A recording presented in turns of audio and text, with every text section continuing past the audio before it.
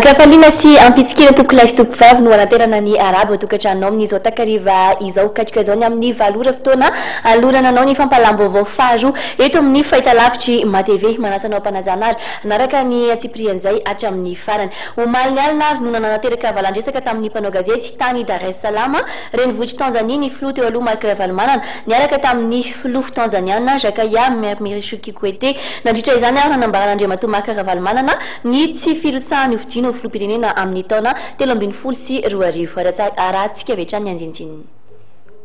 So Mr. President, believe me, I take this decision not to participate in the election, and I would like to ask also Raila to do the same for the sake of our people.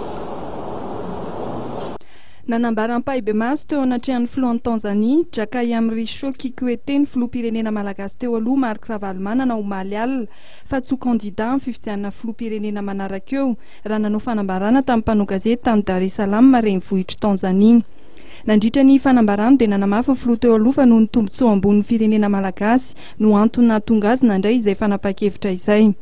Fa atao anatin'izay fanambarana izay ihany no niantson'ny filoha teo aloha Marc Ravalomanana amin'ny mpifanandrina aminy Andriamatoa Andry Rajoelina mba hampiseho ihany koa fahavononana toy izay nataony mba hirosoana amin'ny famahanan'ny krizy eto Madagasikara.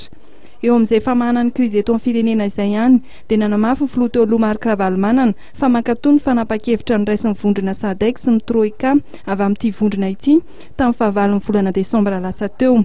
Mino ary matoky hatranin'ny vondrona SADC ny tena niaraka nambarany amin'ny famahanan'ny krizy eto Madagasikara.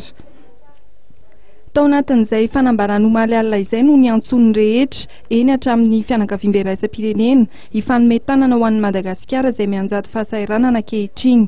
Tsy manirany Madagasikara ho fanoharana ratsy ho an'ny Afrika ny filohan'ny Repoblika teo aloha fa miandrandra kosa ho avy mamirapiratra ho an'ny vahoaka malagasy. Nanolotra ny fisaoran'ny filohan'ny Tanzaniana Jakaya Mrisho Kikwete ny filoha teo aloha Marc Ravalomanana teo amin'ny famahanan'ny krizy malagasy.